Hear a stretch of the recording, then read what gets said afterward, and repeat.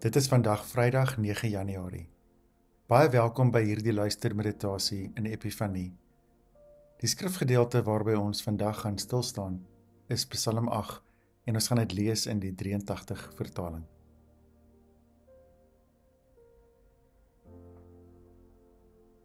Epifanie beteken Godsverskyning. Dit is die tyd van die jaar waar ons uitgenooi word om met geloofsoë na die wêreld en ons lewens te kyk, sodat ons daagliks die verskyning van Christus kan raak sien. Met dit in gedagte wil ek jou daarom nou uitnooi om tot rus te kom, 'n paar keer lekker diep asem te haal en bewus te raak van God se nabyheid.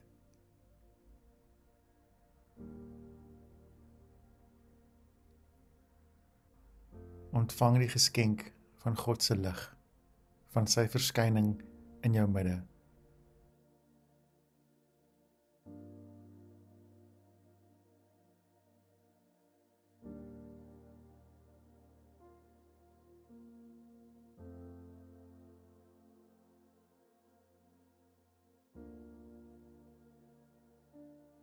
Waar daar lig is daar liefde.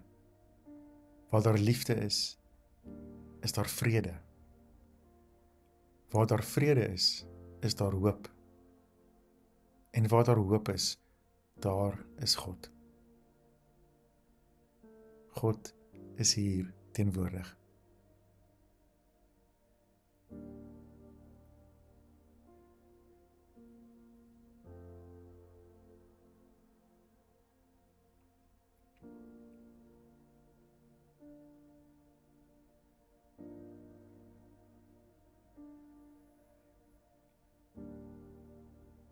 Psalm 8, 'n Psalm van Dawid. Here, ons Here, hoe wonderbaar is U naam oor die hele aarde. Hoe glansryk alles wat U in die hemelruim geplaas het. Kinders en suigelinge besing die magtige werk wat U tot stand gebring het. So word U teestanders, die vyande en wraakgieriges tot swye gebring.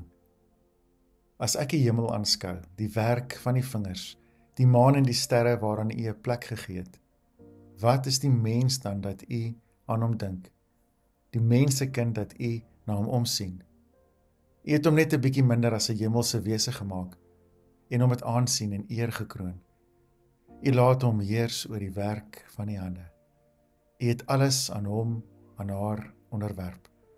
Skape en beeste, alles, selfs die diere in die veld, die voëls in die lug en die visse in die see wat die oseane deurkruis. Here, ons Here, hoe wonderbaar is U naam oor die hele aarde.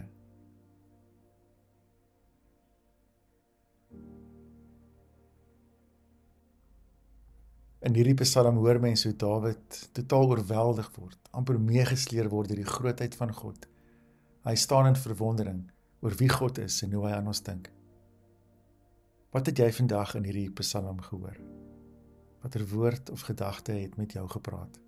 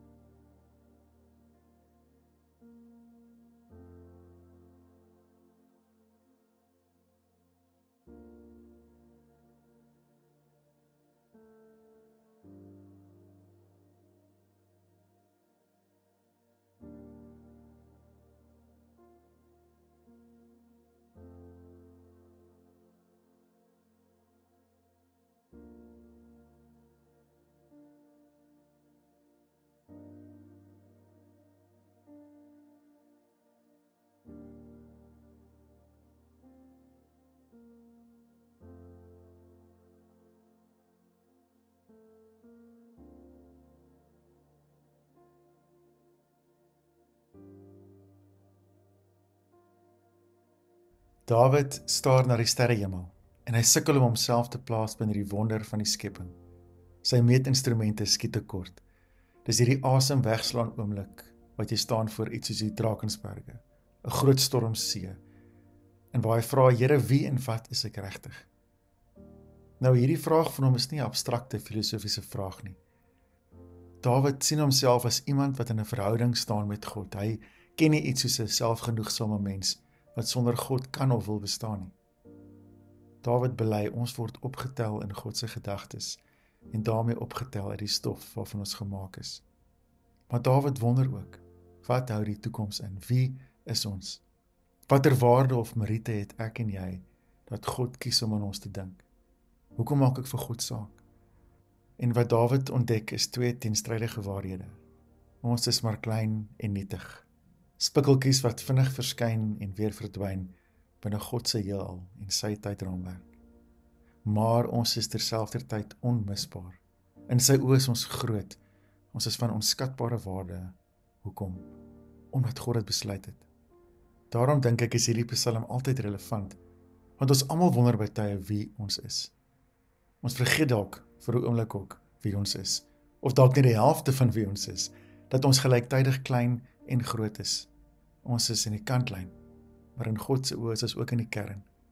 Ons leun maar altyd na een van die twee kante toe, en met die beste bedoelings beklei ons elkeen vir ons plekkie in die son, maar as jy weer kyk, het jy iemand anders in die skaduwee ingedwing.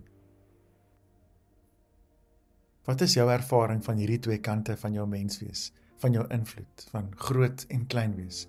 En hoe speel dit uit in jou geloofsreis saam met God?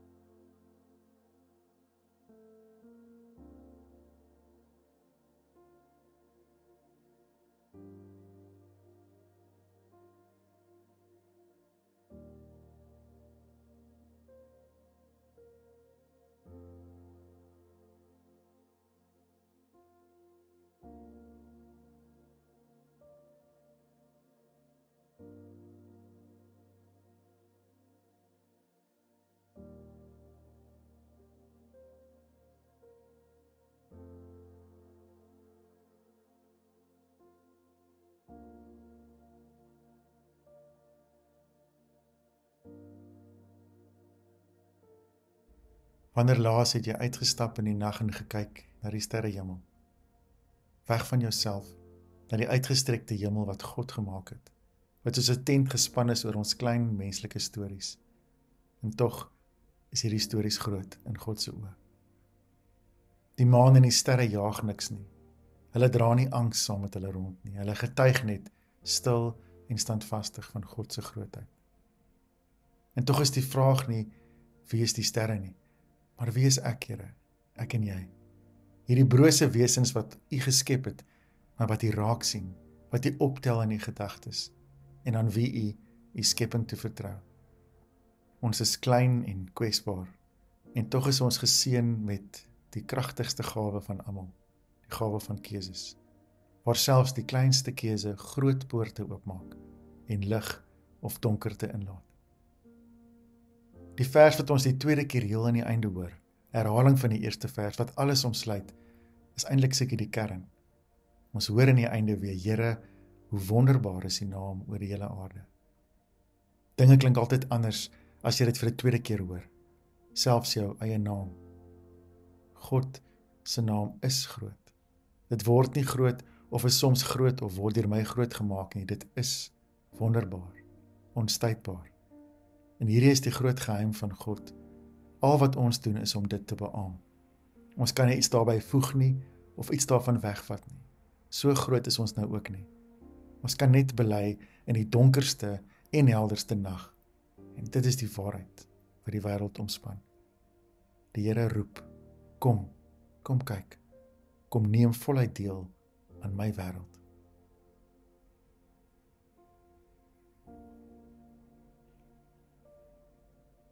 Wat het vandag in jou binneste beweeg tydens hierdie meditasie? Praat met die Here daaroor.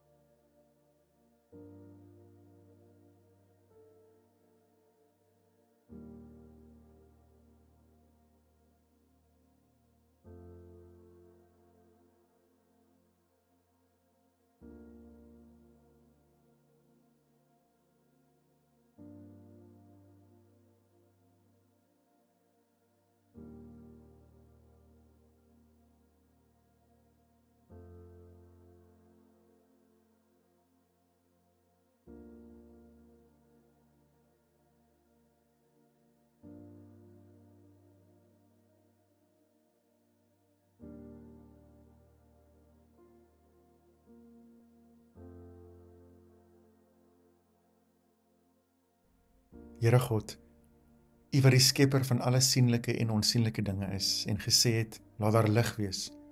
Ek bid dat hierdie lig my lewe sal verlig.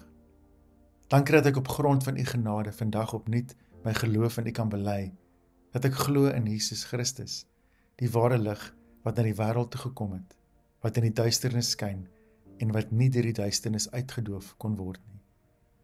Heilige Gees, ek bid, wees vandag die lig op my pad. Verhelder my gedagtes om wyse keuses te maak, om te verstaan wie ek is, klein en groot. En vul my met die ligtheid van U lig, sodat ek ook lig vir die wêreld kan wees. Amen.